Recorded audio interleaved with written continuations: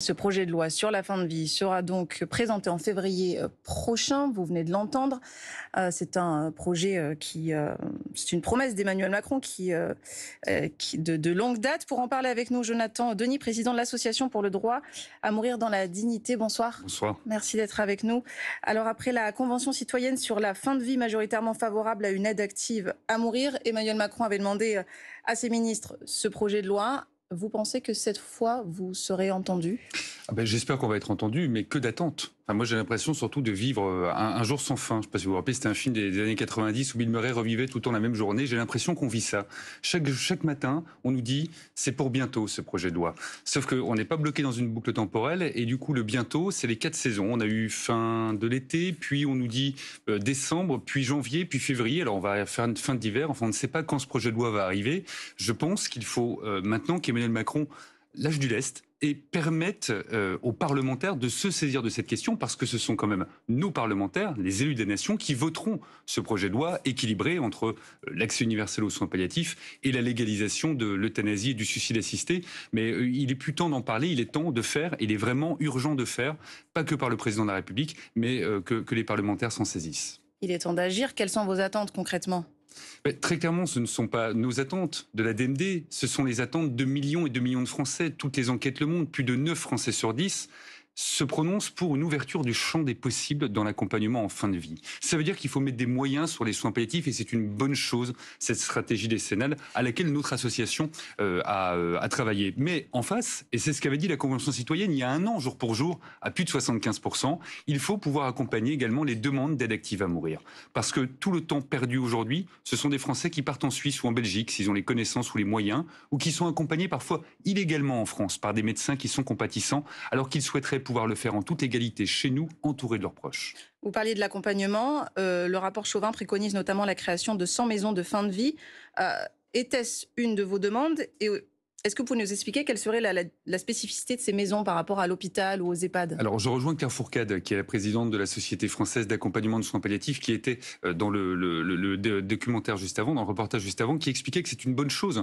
Mais qu'est-ce qu'on met derrière ? Est-ce que ça va être géré par le privé, par le public ? Il va falloir former des bénévoles, il va falloir former des soignants. On a encore 20 départements qui n'ont pas d'unité de soins palliatifs pour accompagner les plus complexes. Donc, la vraie priorité, si on doit parler des soins d'accompagnement au-delà de l'aide active à mourir, elle est de permettre une infusion de la culture palliative dans tout le domaine médical. Quand vous allez par exemple en Belgique, du médecin généraliste jusqu'au spécialiste de soins palliatifs, tout le monde vous parle de soins palliatifs et également de prise en charge précoce. En France, on n'est pas encore capable de faire ça. J'espère que cette stratégie décennale va le permettre pour que chacune et chacun soit respecté dans sa libre conscience et que, évidemment, cette loi n'impose rien à personne, mais respecte chacun dans ce qu'il souhaite pour sa propre fin de vie. Alors vous disiez tout ça prend du temps, peut-être aussi parce que l'aide active à mourir est un point extrêmement clivant. Et pourtant, certaines personnes atteintes de maladies sans espoir de guérison, comme la maladie de Charcot, la réclament, cette aide active à mourir. Il y a urgence à légiférer, c'est ce que vous dites. Il y a urgence à légiférer, c'est tout, sauf un point clivant. Ça fait 40 ans que c'est pas un point clivant. Il faut quand même rappeler que 80% des députés présents en avril 2021 avaient voté un article, l'article 1er légalisant l'aide active à mourir dans le cadre d'une niche parlementaire. Ils n'ont jamais été écoutés par le Premier ministre de l'époque, jamais écouté par le président de la République, qui était déjà Emmanuel Macron. Il n'y a pas de clivage. Il y a certains opposants qui veulent faire croire, notamment, qu'il faudrait opposer soins palliatifs et aide active à mourir, alors que ce sont des choses parfaitement complémentaires, comme on le voit dans les pays qui ont avancé sur cette question. Mais rendez-vous compte, les Belges, ça fait 20 ans, les Néerlandais, 20 ans, les Espagnols, les Portugais, on regarde les Italiens, l'Allemagne. Et nous, on en est encore à vouloir écouter telle ou telle religion et avec un président qui change d'avis un peu tous les jours sur cette question alors qu'on a besoin d'une clarté. Le clivage n'existe pas à l'Assemblée nationale, c'est pas une question de couleur politique. Les députés et les sénateurs sont prêts à voter une grande loi de liberté, qu'on leur laisse la possibilité de le faire maintenant. Alors, qu'est-ce qui bloque ? Vous évoquez les voisins européens. Pourquoi en France ? Pourquoi ça n'avance pas ? Vous savez, quand j'avais été auditionné devant la Convention citoyenne, j'avais dit la première chose qui bloque, c'est un manque de courage politique. Et il y avait eu des bruits, quand même, on ne peut pas dire ça, mais on est en train de vivre quoi ?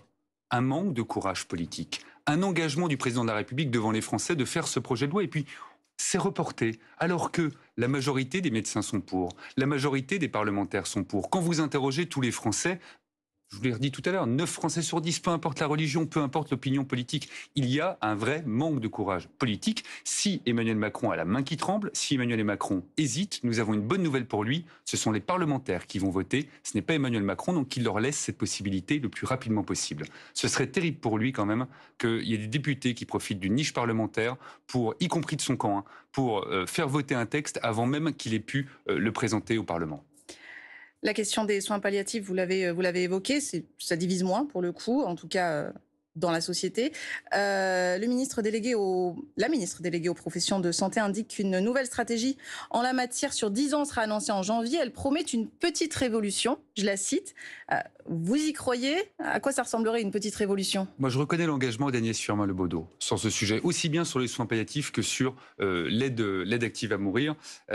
Moi, la révolution, oui, je l'espère. Alors, est-ce que ce sera un pseudo-modèle français? Je ne sais pas. Les modèles existent déjà à l'étranger. Prenons le meilleur, prenons ce qui fonctionne peut-être pas, et sachons faire notre propre modèle. Maintenant, la révolution, la véritable révolution, dans l'accompagnement en fin de vie, ce sera de respecter chacune et chacun pour permettre un accès aux soins palliatifs pour celles et ceux qui le souhaitent, et pour celles et ceux qui le souhaitent parce que les souffrances seraient insupportables et ils ne pourraient pas aller en soins palliatifs ou ne voudraient pas aller en soins palliatifs, qu'on puisse les accompagner dans le cadre d'une aide active à mourir, qu'on arrête de donner des leçons sur nos voisins européens et qu'on sache s'appliquer les bonnes choses chez nous. J'aimerais vous poser une question, une autre recommandation du professeur Chauvin. Face au vieillissement de la population, le professeur Chauvin voudrait que l'État incite les Français à donner de leur temps, notamment dans ces potentielles futures maisons d'accompagnement. Il préconise la création d'un congé de 120 heures par an pour faire du bénévolat. Est-ce que c'est une idée que vous soutenez? Alors, c'est une idée que je soutiens depuis très longtemps, et je le sais, moi-même étant président bénévole d'une association de 77 000 adhérents, mais des millions de Français sont bénévoles. Et vous avez des milliers de Français qui accompagnent dans les hôpitaux, dans les soins palliatifs, des personnes qui sont en fin de vie. Oui, il faut permettre une incitation au bénévolat. Alors, ça peut être une incitation par des jours de congé, ça peut être une incitation par des trimestres de retraite, pourquoi pas, mais que le bénévolat soit enfin reconnu dans notre pays, parce que au-delà du vieillissement de la population, le bénévolat, on va en avoir besoin pour beaucoup de choses. On vit des périodes d'hiver où on pourrait parler des restos du cœur avec le bénévolat. Vous avez le Téléthon qui est en face où il faut du bénévolat. Voilà, le bénévolat, c'est ce qui fait vivre la France aujourd'hui. Donc il faut pouvoir évidemment l'inciter et ne pas oublier aussi les aidants quand on parle de la fin de vie, parce que les aidants, ce sont souvent des proches qui doivent poser des congés, et puis derrière, ils ne sont pas accompagnés correctement. Donc, le sujet de la fin de vie, il y a beaucoup à faire, beaucoup à réfléchir, mais il est vraiment temps de faire, parce que les réflexions, elles ont eu le temps d'être effectuées.